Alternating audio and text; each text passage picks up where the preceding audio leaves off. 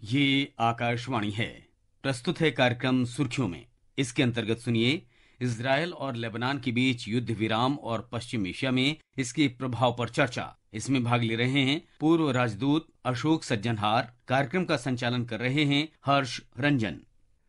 Israel और Lebanon के बीच युद्ध विराम हो चुका है अगले 60 दिनों के लिए, और इससे मध्य पूर्व एशिया में शांति की एक किरण दिखाई दे रही है। ये युद्ध विराम अमेरिका और फ्रांस की मध्यस्थता की वजह से हुआ, और इसी पर आज हम बातचीत करेंगे। हमारे साथ उपस्थित हैं पूर्व राजनयिक अशोक सज्जनहार इस पर बात करने के लिए। अशोक साहब, आपका बहुत बहुत स्वागत आकाशवाणी में। रंजन जी, मुझे आमंत्रित करने के लिए मुझे बहुत खुशी है आपसे बात करके। धन्यवाद। सबसे पहले ये मध्य पूर्व की जो स्थिति है वो हम आपसे विस्तार से समझना चाहेंगे, क्योंकि वहां लेबनान है, इजराइल है, फिर हिजबुल्लाह है, और इस तरीके से आपस में कई देश युद्धरत हैं, जिसका प्रभाव पूरे विश्व पर पड़ रहा है। और जो ये लेबनान और इजराइल के बीच युद्ध विराम की घोषणा हुई है अगले 60 दिनों के लिए, ये एक बहुत बड़ी खबर है। तो इस पूरी चर्चा को आप यहां से शुरू करें, समझाते हुए कि दरअसल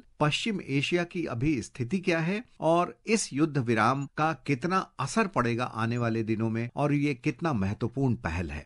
जी, एक बार फिर बहुत धन्यवाद, क्योंकि ये जो हम विषय पर हम बात कर रहे हैं बहुत ही महत्वपूर्ण विषय है और बहुत ही पेचीदा विषय है। अगर हम इसकी जड़ में जाएं तो ये शुरुआत हुई इसको 1948 के बाद, जब द्वितीय विश्व युद्ध के बाद ये निर्णय हुआ जो उस क्षेत्र में इजराइल को, जूस को अपना रहने का स्थान, अपना एक देश दिया जाएगा, जो कि 1918 में जो यूनाइटेड किंगडम के फॉरेन सेक्रेटरी थे एडवर्ड बाल्फर, उन्होंने बाल्फर डिक्लेरेशन एक दिया था, जो युद्ध के बाद जूस को अपना स्थान एक दिया जाएगा, एक अपना देश दिया जाएगा। तो शुरुआत वहां से हुई। पर अगर जैसे आपने कहा है, जो अभी हाल में जो हुआ है, हालात जो हुए हैं, उसकी शुरुआत में कहूंगा 2023 पिछले साल 7 अक्टूबर को हुई, जो जब गाजा स्ट्रिप, गाजा पट्टी से बहुत सारे हमास के जो लड़ाकू थे, जो आतंकी थे, वो इजराइल में आ गए और उन्होंने कुछ ही घंटों में वहां पर करीब 1200 इजरायली नॉर्मल सिटीजन्स को, नेशनल्स को,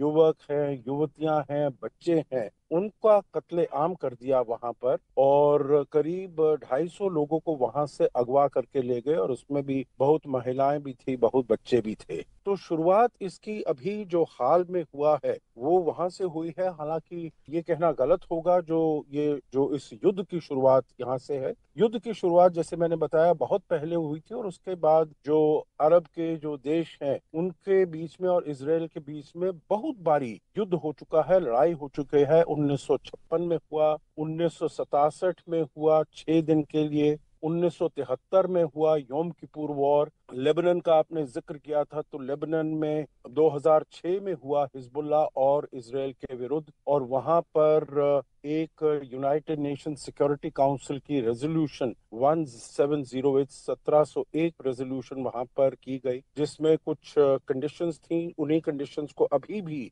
लागू किया गया है इस अग्रीमेंट से, परंतु वो 2006 में अग्रीमेंट लागू नहीं हुई, और इसी वजह से हमने देखा जैसे गाजा पट्टी जो कि पश्चिम में है इजराइल के, वहां से हमास ने हमला किया, तो तब हिजबुल्लाह जो लेबनान में है, जो उत्तर में है इजराइल के, उन्होंने भी वहां से इजराइल के ऊपर हमला बोल दिया। तो ये युद्ध करीब 13 महीने हो गए हैं ये चल रहा है, और इसमें बहुत लोगों की मौत हुई है। करीब 3500 से ऊपर लेबनान में जो लोग हैं, वहाँ के जो नेशनल सिटीजन्स हैं, उनकी मौत हुई है जो अटैक्स इजराइल ने किए हैं, और करीब 150 से ऊपर इजरायली लोगों की मौत हुई है, क्योंकि हिजबुल्लाह ने भी बहुत वहां से रॉकेट और मिसाइल इजराइल के ऊपर दागे हैं। तो ये मैं कहूंगा, मैं आपसे बिल्कुल सहमत हूं, जो ये एक रोशनी की किरण है, शांति की किरण है, जो जी। कल सुबह से ये शांति विराम हुआ है 60 दिनों के लिए, और अभी तक वो चल रहा है, अभी तक कायम है, और यही उम्मीद की जा रही है जो ये 2 महीने तक चलेगा, और उसके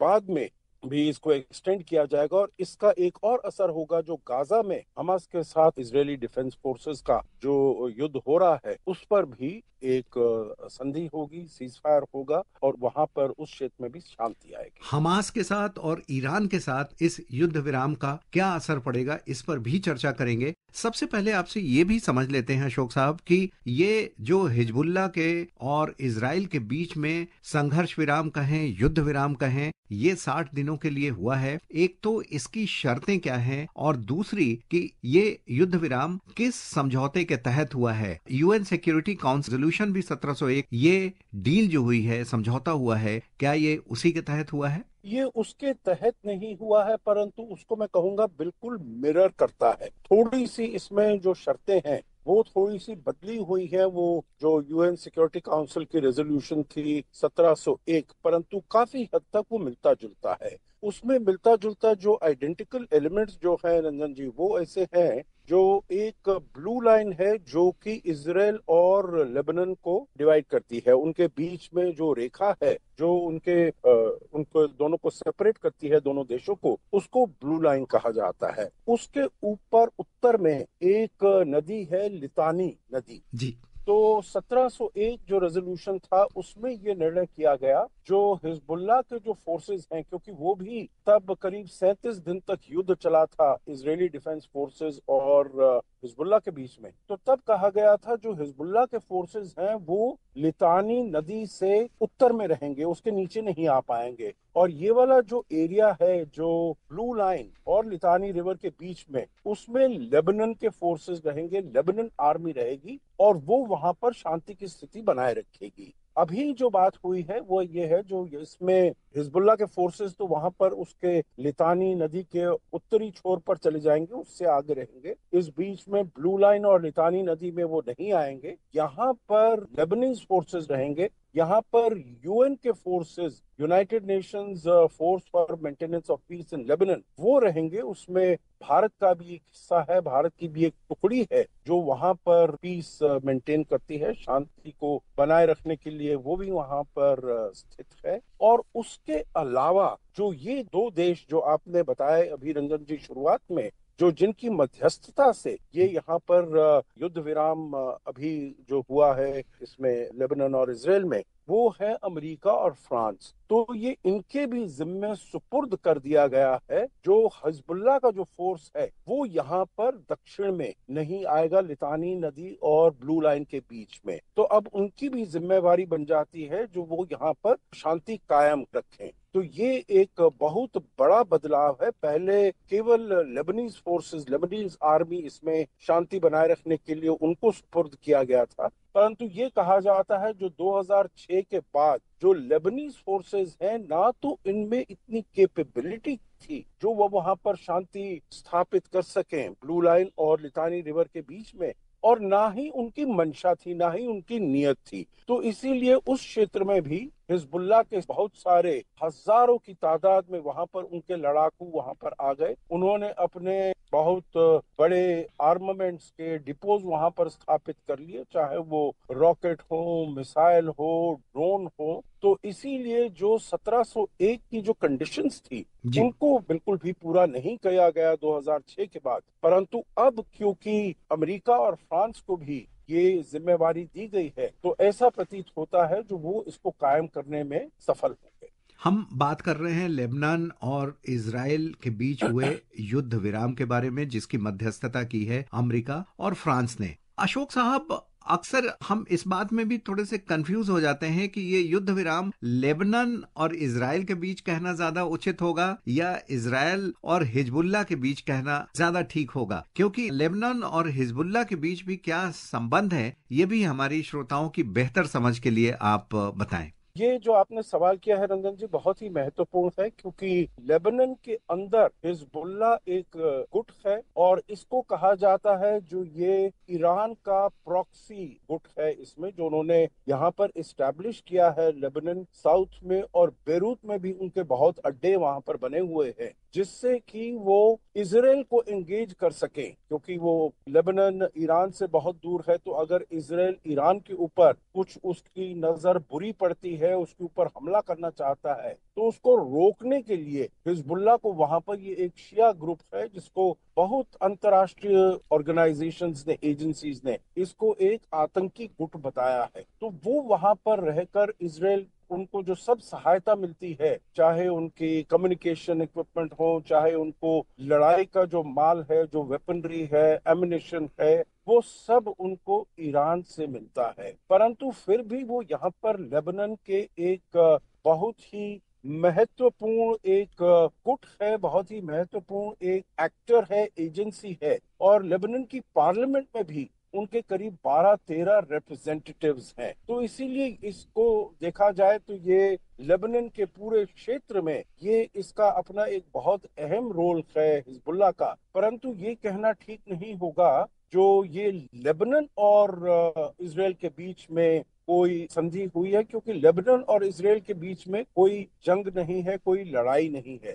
ये जो लड़ाई कर रहे हैं, ये जो आतंकी गुट है हिजबुल्लाह, जी। यही इसराइल के विरुद्ध युद्ध कर रहे हैं। और उन्होंने ये युद्ध शुरू किया, जैसे मैंने बताया, 8 अक्टूबर 2023 को, अगले दिन जब हमास ने हमला किया था इसराइल के ऊपर। हमास के साथ, हमास भी एक आतंकी गुट है, वो एक सुन्नी आतंकी गुट है जो कि जिसको सहायता मिलती है ईरान से। तो जब इसराइल ने हमास के ऊपर हमला कर दिया, तो उसके बाद हिजबुल्लाह ने भी हमास की सहायता करने के लिए नॉर्दर्न बॉर्डर से, नॉर्दर्न बाउंड्री से इसराइल की, उन्होंने इसराइल के ऊपर हमला किया, जिससे कि करीब 60-70 हजार इजरायली सिटीजन जो है, उत्तरी इसराइल का क्षेत्र था, उसको छोड़कर उन्हें नीचे दक्षिण में आना पड़ गया। तो अशोक साहब, ये पश्चिम एशिया में जो स्थिति इतनी बिगड़ी हुई है, जिसका वैश्विक प्रभाव पड़ रहा है, इसके मूल में आपसे बातचीत करके ये समझ में आ रही है इस बात कि दरअसल ये लड़ाई मूल रूप से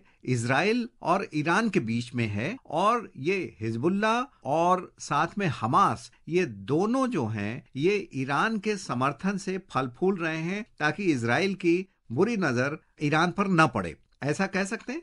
जी, ये आप जो कह रहे हैं, ये एक हद तक ठीक है। परंतु जो इसकी शुरुआत है, क्योंकि ये केवल हिजबुल्लाह और हमास नहीं है, एक और गुट भी है, हूती, जो कि यमन में है, और वो भी वहां से इसराइल के ऊपर हमला कर रहे हैं। उनको भी सारा जो सहारा है, उनको भी जो सारा सपोर्ट मिलता है, वो ईरान से ही मिलता है। तो ईरान ने कहा है, ईरान के नेताओं ने, जब वहां पर 1979 में वहां पर इंकलाब आया, रेवोल्यूशन आए, जी। तो तब उन्होंने कहा जो हम इसराइल को इस दुनिया के नक्शे से खत्म कर देंगे। और तब से ईरान इसराइल के विरुद्ध ये सब काम कर रहा है, जो उसके ऊपर हमला किया जाए। और अभी ऐसा, मैं आखिर इसमें यही कहूंगा, जो अभी ये ऐसा लग रहा था, जो 2020 में एक, जब डोनाल्ड ट्रंप थे अमेरिका के राष्ट्रपति, तो उन्होंने अब्राहम अकॉर्ड्स शुरू किए थे, जिससे कि बहुत सारे जो देश हैं, यूएई है, बहरीन है, उन्होंने सब ने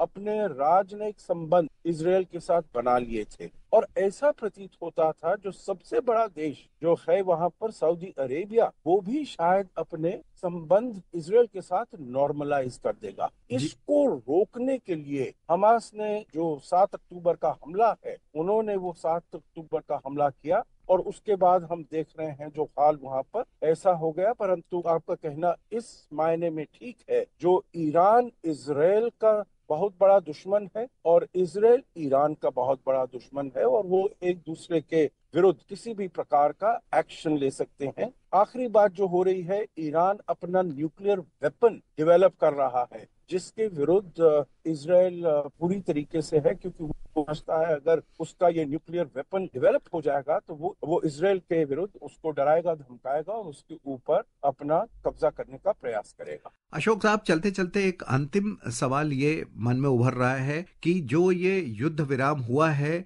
लेबनान और इजराइल के बीच में, या कहें इजराइल और हिजबुल्लाह के बीच में, इसका मिड टर्म में, शॉर्ट टर्म में सीधा प्रभाव ईरान पर या ईरान के साथ रिश्तों में क्या पड़ने वाला है? देखिए, ये जो युद्ध विराम हुआ है, इससे ये उम्मीद की जा सकती है जो अब गाजा में भी हमास के साथ भी एक सीज फायर हो जाएगा, और जो सारे वहां पर हॉस्टेजेस हैं वो वापस आ जाएंगे। अशोक सज्जनहार साहब, आकाशवाणी से बातचीत करने के लिए आपका बहुत बहुत धन्यवाद। बहुत धन्यवाद। अभी आप सुन रहे थे इजराइल और लेबनान के बीच युद्ध विराम और पश्चिम एशिया में इसके प्रभाव पर चर्चा। इसमें भाग ले रहे थे पूर्व राजदूत अशोक सज्जनहार। कार्यक्रम का संचालन कर रहे थे हर्ष रंजन। ये कार्यक्रम आकाशवाणी के समाचार सेवा प्रभाग द्वारा प्रस्तुत किया गया। इसे आप हमारे mobile app news on AIR और YouTube channel news on AIR official पर भी सुन सकते हैं।